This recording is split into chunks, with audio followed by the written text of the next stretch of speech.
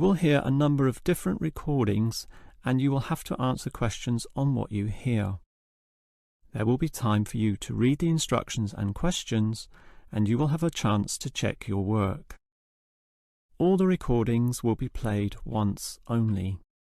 The test is in 4 sections.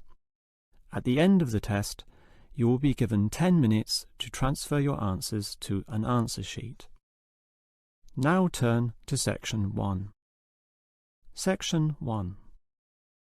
You will hear 2 flatmates, Tom and Richard, talking about their new flatmate who has just moved in the week before. First, you have some time to look at questions 1 to 6.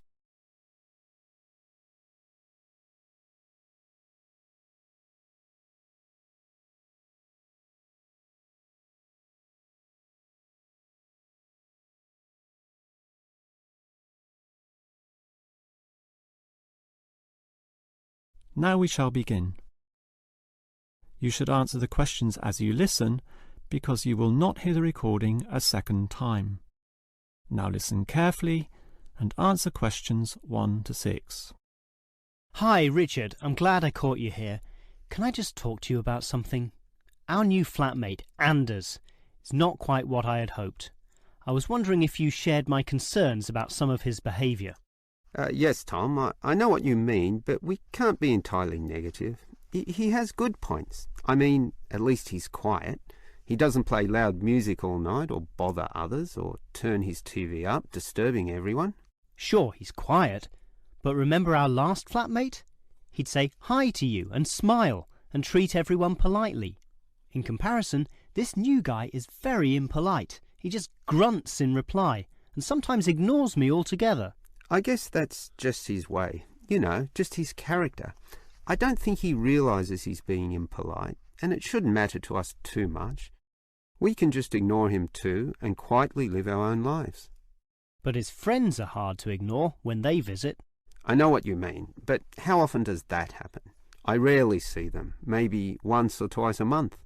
If they came more often, it might be a problem, but as it is, such rare visits don't matter so much. Wouldn't you say so? Well, I'm not sure, since it's very obvious when they're here because of all the cigarette smoke in the house. It stinks up the place, and you know we don't allow smoking on the premises. Well, I've never seen them doing this. Maybe they do it outside. Perhaps we can talk to Anders about it.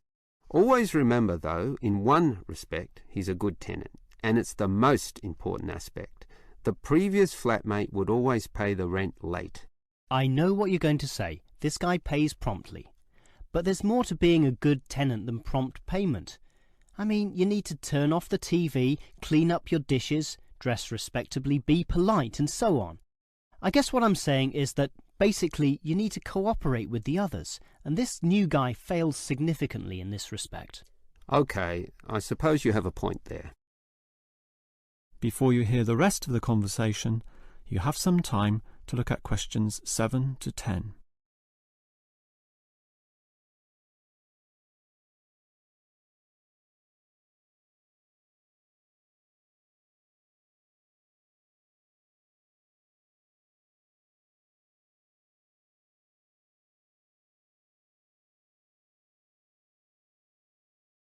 Now listen and answer questions 7 to 10. I tell you what, Tom, why don't we talk to our new flatmate, Anders, about these issues? If we throw him out, we'll have to go to all the trouble of finding another flatmate who might not necessarily be much better. So let's give the current guy a chance. Here, I've got a piece of paper, so let's make a short list of issues to discuss with him. Get it out into the open. Sure, we'll give him one more chance. So write communication, and let's tell him to... Well, we can't change a person's personality overnight. So why don't we have a weekly tenants meeting and we can just ask him to attend. That way we can get to know him better. I'll write attend meeting and we can take it from there. OK, but we have to tell him about his friends. They can't just do whatever they want. Write a heading friends and then write don't smoke anywhere, inside or outside. Well, Instead of being so direct and possibly causing offence, I'll just write follow rules and verbally mention the rules. TV off by 10 p.m, no loud music or bad behaviour, including smoking. OK, do that, but I still think we need to specifically mention that last issue. You know how I can't stand the habit, so I'd like this to be another and separate point. Cigarettes, strictly forbidden. And it's important to include the strictly here. Can't pussyfoot around too much. Sometimes directness is necessary. OK, I'll write that. Forbidden. OK, and what about cleaning duties? Anders is a little too relaxed about that. Dishes are sometimes not washed, dirty teacups are left around the place, and so on. So, right, must do better. Yeah, again, Tom, he might take that personally and it could cause a scene.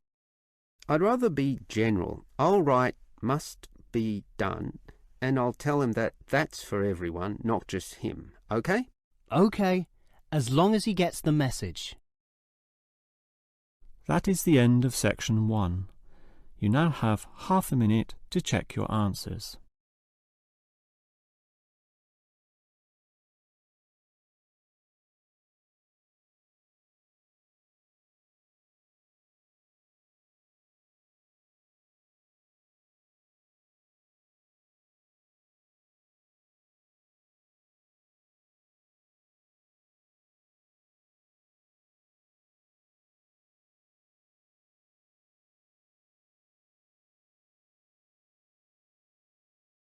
Now turn to section 2. Section 2. You will hear a first aid officer talking to a group of factory workers about emergency first aid. First, you have some time to look at questions 11 to 17.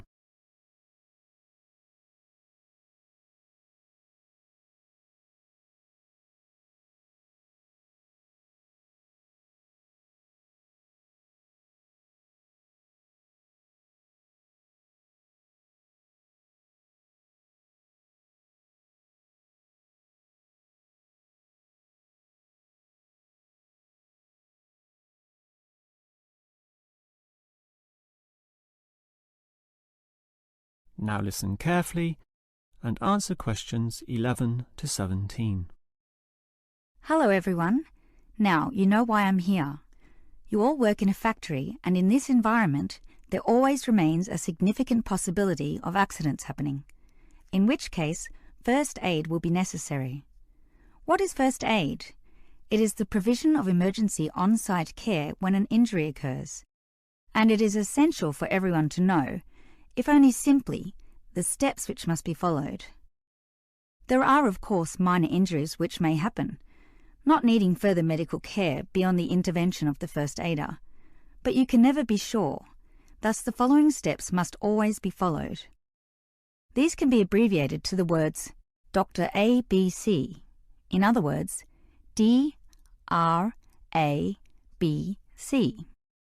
The D stands for danger, and that's the first issue to keep in mind. When an accident happens, immediately ascertain that the environment is safe. That, for example, nothing else will fall or break or cause accidents. If you, the first aider, are also injured, the problem is even worse. The R stands for respond. You must then ascertain the best response. Once all the danger has been eliminated and the distress calls sent out, the appropriate action is, obviously, to help the injured party. Alright, that leads to A, which stands for airway. In order to stay alive, all people need to have an open airway to allow breathing. A conscious person will automatically clear their own airway. But if unconscious, this may not happen. The brain is stopped or hindered from properly directing the body, and, obviously, in the worst case, death can result. For this reason, the injured person is normally put into the recovery position. Placed on the side, tilting the head back and ensuring that there are no blockages in the mouth. To free any such blockages, the back can be slapped or the chest compressed, allowing anything to be spat out. Now that the airway is free, check for B, or breathing. If breathing is not happening or is irregular, the first aider may have to assist with what is technically known as cardiopulmonary resuscitation, or more commonly, CPR. This involves breathing for the patient through mouth-to-mouth contact, while periodically massaging the heart through compressions to the chest. This combination allows blood and oxygen to flow around the body, keeping the patient alive, hopefully until medics, such as doctors, advanced first aiders, or ambulance staff arrive. Before you hear the rest of the talk, you have some time to look at questions 18 to 20.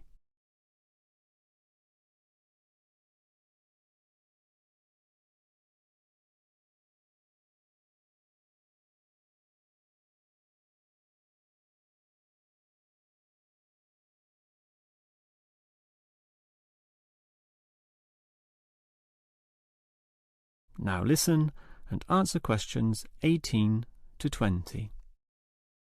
Now, it's certainly good to have knowledge of emergency first aid, but, obviously, the best situation is simply not to have accidents occur in the first place.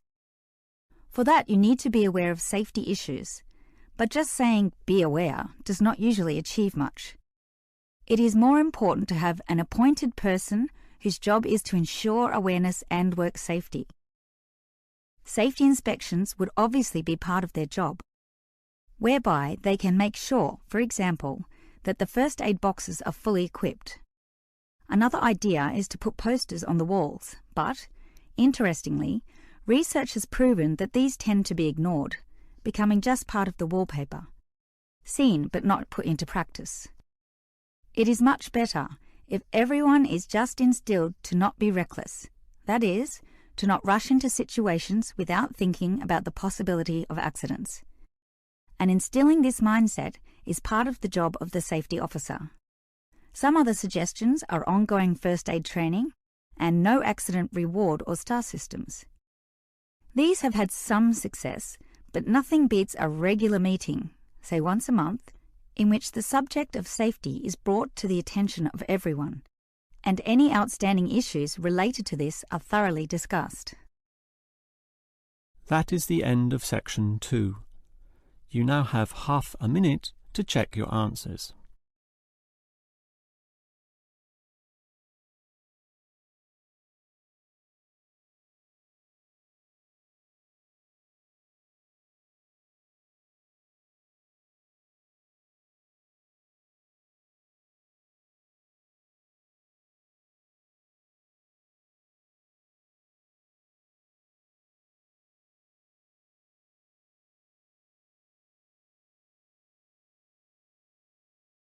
Now turn to section 3.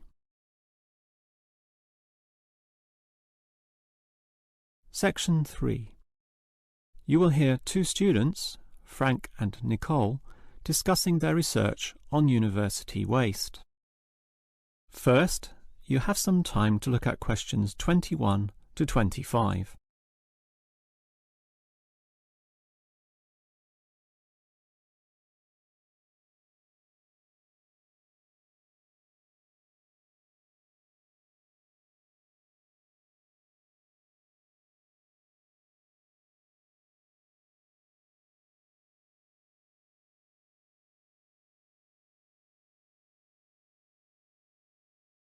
Now listen carefully and answer questions 21 to 25. Hi, Nicole. As you know, we've got to decide on the best ways this university can reduce its waste. You inspected the eastern campus and I did the western buildings. Did you do all the interviews as well? Yes, I interviewed all the staff, who made some good observations, and I interviewed some of the students. The students said little that was interesting. They don't seem to care that much. It was the cleaners, surprisingly, who revealed the most relevant facts. That's not surprising to me. They empty all the bins, so they see the waste firsthand, whereas the staff just throw things away without thinking. What item was most commonly disposed of? Well, it really depended on where I interviewed. In the cafeteria precinct, obviously paper plates and cups were thrown away all over the place. There was almost no attempt at recycling. However, across the university in general, it was paper copying that filled up most bins, far more than plastic or other forms of waste. Do people care about this then? Well, some do, if you can believe them. I must have interviewed about 30% of customers in the cafeteria, and the results were mixed. Out of all the people I interviewed, well over half, maybe about 55% of them, were quite honest about it, telling me that they had little concern. The other fraction, 45%, were more troubled. Yes, but do they do anything about it? Surprisingly, quite a significant percentage do something, even if they aren't particularly concerned. I mean, small things. About 10% bring their own cups to the cafeteria, for example, and at least 1/3 said they use recycling bins. So, in total, it's an equal split between those who do something or those who don't. So why do so many people remain inactive, particularly over an issue they should care about more? I think they do care, and many of them are prepared to do something. Obviously, there's an element of laziness, but I'd say that it's relatively small. If they knew what to do, and if stringent systems existed, or if the importance of this was made clearer to them, I'm sure you'd see a much larger percentage of people actively working towards helping our environment. Well, there's cause for optimism at least. Before you hear the rest of the conversation, you have some time to look at questions 26 to 30.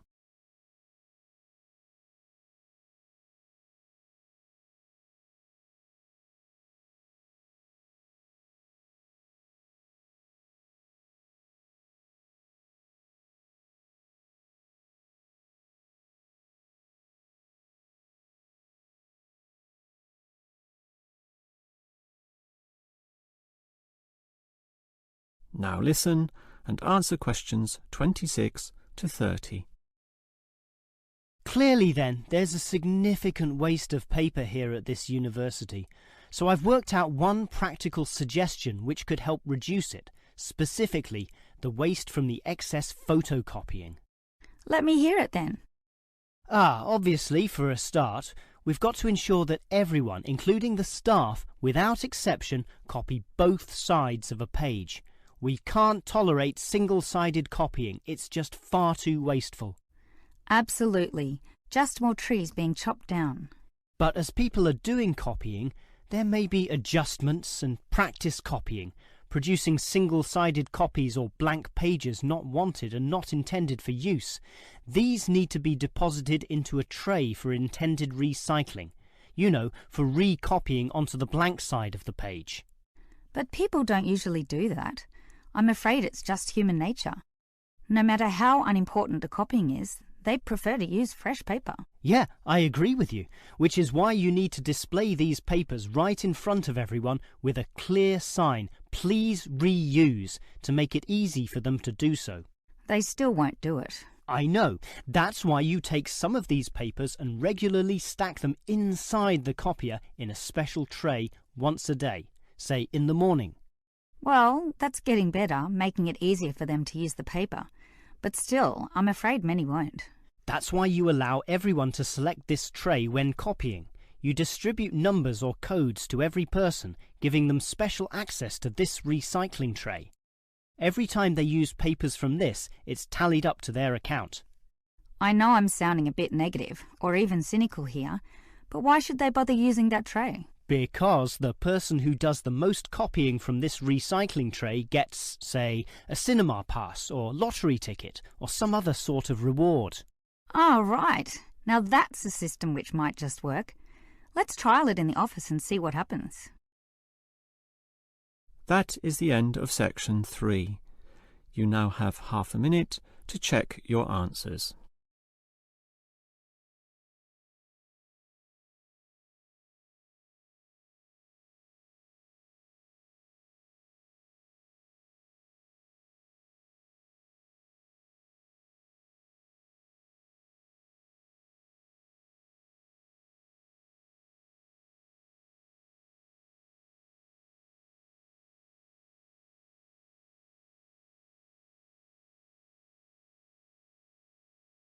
Now turn to section 4.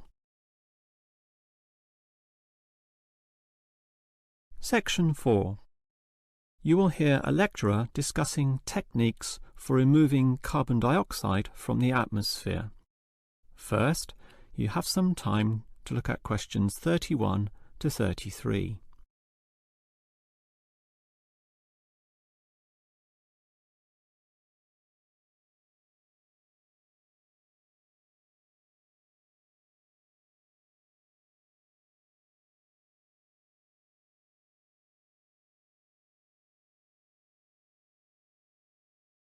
Now listen carefully and answer questions 31 to 33. We all know about the role of carbon dioxide in causing global warming. Obviously, society needs to reduce the release of carbon dioxide, otherwise known as CO2. This gas comes from the burning of fossil fuels, such as coal and oil, and it is virtually impossible for society to prevent or even limit such activity. Our need for energy and power is just too great. Instead, a more practical idea is to collect the carbon dioxide from the burning process, for example, directly from the chimneys of power stations, and somehow prevent this gas from being released into the environment. To do that, you need to store it somehow, and that has to be essentially forever. It is perhaps for this reason that many believe that, rather than storing the carbon dioxide as a gas, it is better to react it with metal oxides, such as magnesium or calcium, which results in the formation of a hard carbonate material. The gas is, in effect, turned into a stable and unreactive solid, which can simply be dumped anywhere. This process actually occurs naturally, although very, very slowly, and is one cause of the surface limestone in the world. But this slow reaction speed is the problem. Even when enhancing this process through high temperature and pressure, or pre-treatment of the mineral, it is still far too slow to be economical. One other technique which has been suggested is to pump the gas to the bottom of the ocean, where it would react with compounds in the seawater, forming carbonic acid. However, this alternative has now been ruled out. The CO2 may be removed from the atmosphere, but the high oceanic acidity which would result raises its own set of problems, mostly with all the delicate life and the intricate food chains which exist there, some on which we ourselves depend, and that's something which no one wants to experiment with. Before you hear the rest of the lecture, you have some time to look at questions 34 to 40.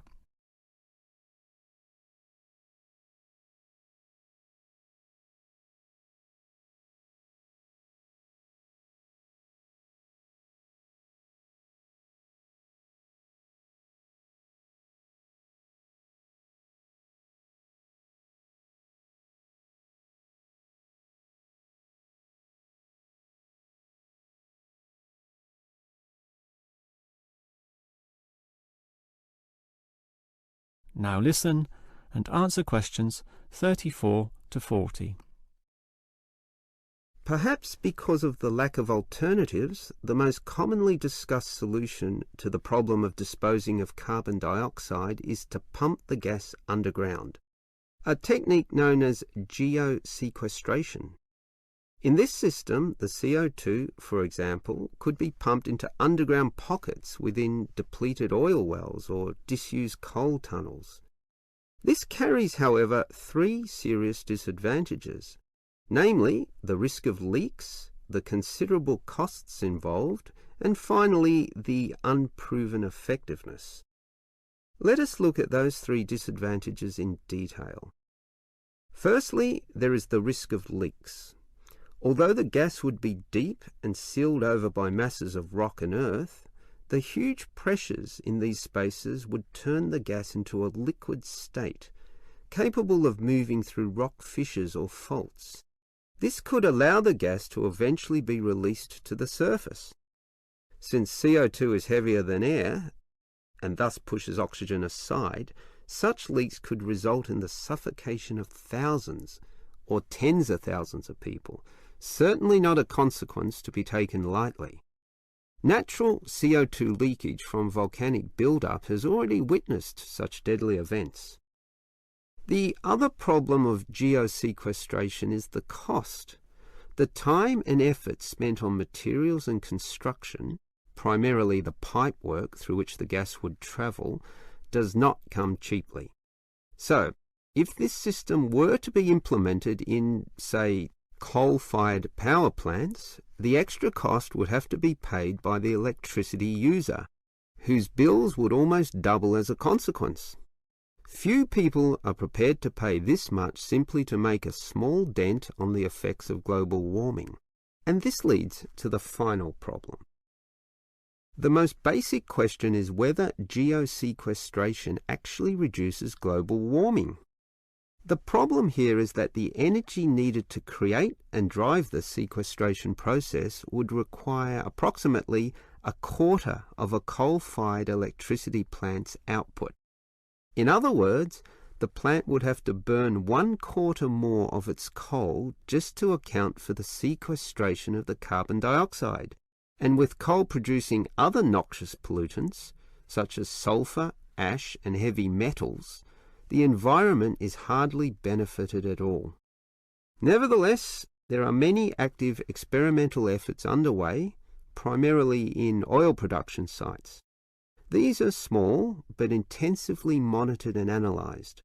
All we can say now is that the jury is still out on whether underground carbon storage will one day be feasible.